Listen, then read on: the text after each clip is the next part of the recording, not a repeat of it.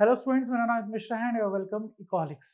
अगर हम डर की बात करें तो अंबानी साहब और अदानी साहब बराबर डरते हैं जितना हम लोग डरते हैं। मतलब उनमें और हम में कोई भी डिफरेंस नहीं है अगर डर की बात करें। पर जो डिफरेंस है हम दोनों में वो है पैसों के मामले में। वो वर्ल्ड के 20% रिचेस्ट में हैं। पर फिर भी ये डर वाली बात है, उसमें हम दोनों बराबर हैं। अच्छा सर, ये आप क्यों बोल रहे हो कि वो डरते हैं? मैं इसलिए बोलता हूँ क्योंकि वो वर्ल्ड के टॉप 20 रिचेस्ट में आते दोनों, अदानी अंबानी। पर उनकी जो ब्रांड है, अगर आप टॉप 100 ब्रांड में उनका नाम देखो, आपको नहीं दिखेगा। आप जरा ये देखो कि टॉप 100 ब्रांड, उसमें देखो ये जो ब्लू ब्लू दिख रहा है यूएसए कंपनी, जो रेड दिख रहा है जर्मनी कंपनी, इसमें इंडिया की कंपनी आपको कहीं नहीं दिखेगी। टॉप 100% में सिर्फ एक ब्रांड इंडिया की है। अगर कोई हमें ये दे दे, डर के मामले में बता रहा हूँ मैं आपको, अगर कोई हमें लगी लगाई नौकरी दे दे और बोले कि भाई तुम्हें धंधा संभालना है तो हम अच्छे से काम करेंगे, बस हमें रिस्क नहीं होना चाहिए, हमें हर महीने सैलरी मिलनी चाहिए। अगर कोई हमें काम दे दे सरकारी नौकरी, अगर अंबानी साहब या फिर अदानी साहब, अंबानी साहब को बोलता हूँ, अदानी साहब तो बहुत एक गरीब फैमिली से उठ के आए हैं। अगर अंबानी साहब अगर एक गरीब फैमिली में पैदा होते तो शायद वो भी अभी गवर्नमेंट जॉब की तैयारी करते। अगर अदानी साहब की किस्मत थोड़ी अच्छी नहीं होती, शायद वो भी गवर्नमेंट जॉब की तैयारी करते। और ऐसे बहुत सारे लोग हैं जो गवर्नमेंट जॉब की तैयारी कर रहे हैं, अगर वो उनको एक अच्छा मौका मिल जाए तो वो भी अदानी अंबानी बन जाएंगे। ये देख के लग रहा है, क्योंकि हमारे यहाँ के लोग बहुत बढ़िया सीईओ बन जाते हैं, पर हमारे यहाँ पे लोगों को इनोवेशन समझ में नहीं आता है। और इसका सबसे बड़ा कारण पता है क्या है? रिस्क है। हम वो काम करना चाहते हैं जिसमें सबसे कम रिस्क हो। मैं आपको उसका एग्जांपल बताता हूँ। देखो आप इन्वेस्टमेंट देखो आप, ये जो R&D है, रिसर्च एंड डेवलपमेंट है, उसमें आपका इन्वेस्टमेंट देखो। और उसमें जर्मनी का इन्वेस्टमेंट देखो, जिसको अभी आप 4th लार्जेस्ट इकोनॉमी बन गए हम लोग, और अब हमें अगर 3rd लार्जेस्ट बनना है तो हमें जर्मनी को रिप्लेस करना पड़ेगा। और अगर हम ऐसे ही रिप्लेस कर देंगे जर्मनी को, जिस तरीके से अभी हम जापान को रिप्लेस करते हुए आए हैं, तो फिर वो रिप्लेसमेंट वो बहुत खोखला रिप्लेसमेंट है। फिर लोग यूट्यूब पे वीडियो बनाएंगे कि इंडिया की इकोनॉमी 3rd लार्जेस्ट हो गई है और देखो अभी हम लोग, हमारे पास अनएम्प्लॉयमेंट नहीं, पॉवर्टी नहीं है। अगर ये R&D से रिप्लेसमेंट नहीं करा हमने, या फिर इनोवेशन से रिप्लेसमेंट नहीं करा, सिर्फ इस बात में रिप्लेसमेंट करा कि हम ज़्यादा पैसे कमा रहे हैं, हम ज़्यादा प्रोडक्ट बना रहे हैं, किससे? जर्मनी से, तो वो गलत होगा। अगर इस तरीके से रिप्लेस करेंगे तो वही खबर आएगी कि इनइक्वालिटी बढ़ गई, पॉवर्टी बढ़ गई, ये वाली खबर आएगी। 1% ज़्यादा अमीर हो गए, कम जो बाकी जो पॉपुलेशन है वो कम गरीब, कम अमीर है। 60% पॉपुलेशन जीएसटी ज़्यादा पे कर रही है कंपेयर टू 30% पॉपुलेशन। ऐसे डेटाज आएंगे अगर हम इस तरीके सॉल्व नहीं करेंगे तो। आप ये देखो, उसके बाद एक और डेट दिखाता हूँ मैं आपको। अब बहुत सारे लोग बोलेंगे कि ग्लोबल इनोवेशन इंडेक्स में सर हमारी रैंक कितनी इंप्रूव हो गई है, 39 में आ गए, 81 से 39 पे आ गए।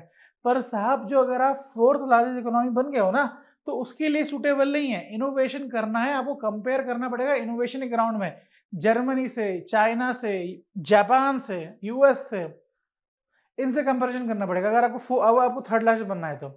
अब रघुराम राजन सर भी आए दिन यही बात बोलते रहते हैं कि भाई साहब, आपके पास तो अभी तक टिकटॉक भी नहीं बना है। अब उनसे कोई सवाल पूछो, सर हम लोग तो इंडियंस तो देखो इतनी बड़ी बड़ी कंपनी के सीईओ बन गए हैं, तो रघुराम राजन का जवाब आता है कि भाई साहब, इतनी सारी पॉपुलेशन है आपकी, आप 4 कंपनी में आप सीईओ क्या बन गए, तो आप बहुत अपने आप को बड़ा समझ रहे हो। ठीक है, इंटेलिजेंस में हम बहुत आगे, मतलब किसी से कम नहीं है हम, पर रिस्क वाली जो चीज़ है उससे हमें बचना पड़ेगा। अब कई बात ये बोलते हैं कि सर ये जो हमारी लैंड रोवर है, रेंज रोवर है, जैगवार है, ये कंपनी हमारी टाटा की है। साहब, टाटा ने इसे एक्वायर करा, खरीदा, टाटा ने इसे बनाया नहीं है। ये वाली बात बोली जाती है फिर। ये जो परेशानी है, ये जो अभी जो इंडिया एक स्लो पॉइजन जो हम फेस कर रहे हैं, इस पॉइजन को बोलते हैं रिस्क कैपिटलिज्म। अगर इनोवेशन कैपिटलिज्म हो तो पॉवर्टी रिडक्शन, जॉब क्रिएशन सब हो, पर ये जो रिस्क कैपिटलिज्म है, इससे बहुत बड़ी परेशानी आ रही है। जो हमारे अदानी साहब है, अंबानी साहब है, वो एक सेफ जोन में खेल रहे हैं। उनको पता है कि इंडिया में इतना पैसा मिल रहा है, काहे को हम अपने सेफ जोन से बाहर निकलें। जब जो कम बाहर का जो मॉडल है उसको फॉलो करो आराम से, इंडिया में बहुत सारा पैसा आ रहा है, तो काहे को हम परेशान हो? हमारे बच्चे की शादी हो रही है, हमारे यहाँ एनिवर्सरी सेलिब्रेट करी जा रही है। फार्मास्यूटिकल सेक्टर देखो आप, फार्मास्यूटिकल सेक्टर में हम 3rd लार्जेस्ट हैं वॉल्यूम में, मतलब फार्मेसी वॉल्यूम के टर्म में हम प्रोडक्शन कर रहे हैं 3rd लार्जेस्ट, पर वैल्यू के टर्म में हम कौन से नंबर पे हैं? वैल्यू के टर्म में हम 14th नंबर पे हैं हमारी रैंक, और ये ऐसे ही रैंक आती रहेगी अगर हम इनोवेशन आर-एन-डी नहीं करेंगे।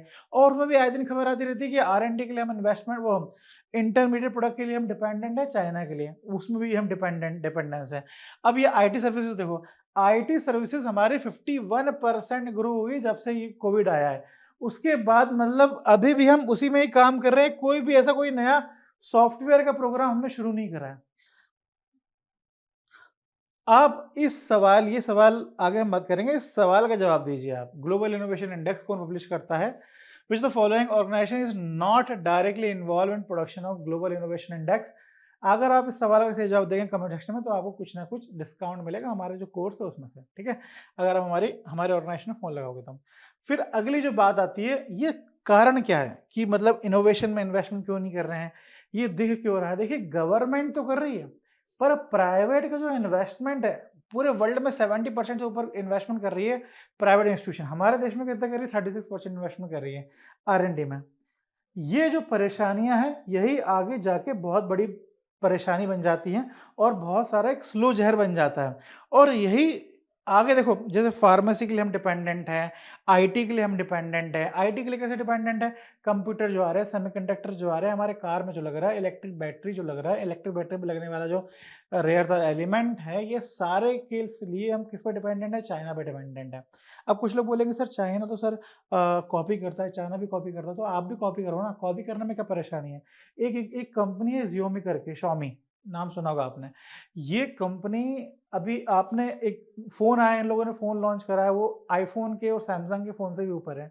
इन लोगों ने कार मैन्युफैक्चरिंग करनी शुरू कर दी है, जबकि जो यूएस का जो आईफ़ोन है, आईफ़ोन नहीं कर पाया, वो काम इसने कर दिया। ये कुकर, मतलब जो राइस कुकर बनाता था ये, चावल उबालने वाला कुकर, और अब जाके ये कार बना रहा है और वो मोबाइल बना रहा है।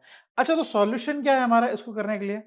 ये सॉल्यूशन ये है कि डीरेगुलेशन एंड कॉम्पिटिशन, कॉम्पिटिशन बढ़ाना, eliminate excess compliance requirement, reform labour laws, देखो कितने सारे लॉज और कितने सारे फाइलिंग करनी पड़ती है, फाइनेंशियल रिफॉर्म करने पड़ेंगे, प्राइवेटाइज पब्लिक सेक्टर बैंक्स और इम्पोज मार्केट डिसिप्लिन, प्राइवेटाइज करो बैंक्स को और इम्पोज मार्केट डिसिप्लिन मतलब ये होता है कि एक बड़ी कंपनी छोटी कंपनी को ना दबाए, ये होता है मार्केट डिसिप्लिन।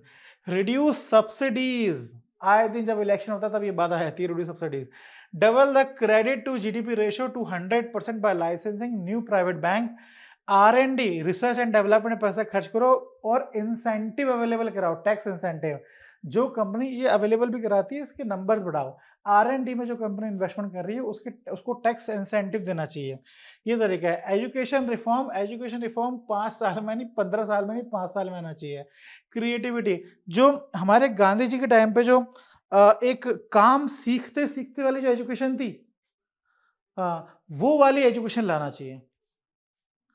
ट्रेड पॉलिसी में improve import protection, remove import protection. देखो, अभी जब हमने जो ईवी, इलेक्ट्रिक व्हीकल्स की गाड़ी जो चेंज करा, उसकी वजह से इंडिया में बहुत सारे ईवी वाले परेशान हो गए कि आपने एको करा और ये करा, एकदम से शेयर मार्केट नीचे भी आ गया। अगर हम ये नहीं करेंगे तो आप अपने सेफ जोन में ही खेलते रहोगे। उसके बाद अगला है वेंचर कैपिटल को बूस्ट करो। जो इन्वेस्टर्स हैं, उनको बताओ कि भाई हम आपकी हेल्प करें, कोई भी आपको जो इन्वेस्टमेंट है वो खराब नहीं आएगा, उनको बूस्ट करना पड़ेगा। तो ये सारे तरीके हैं जिससे क्या हो सकता है, हमारा इंडिया ग्रो हो सकता है आर-एन-डी में। और अगली जो स्टेप है हमारे ग्रोथ की, वो आर-एन-डी है। अगर हम उस सेक्टर में ग्रोथ करते हैं, तभी इंडिया आगे बढ़ पाएगा। Thank you, have a nice day. Please like, comment, subscribe our channel.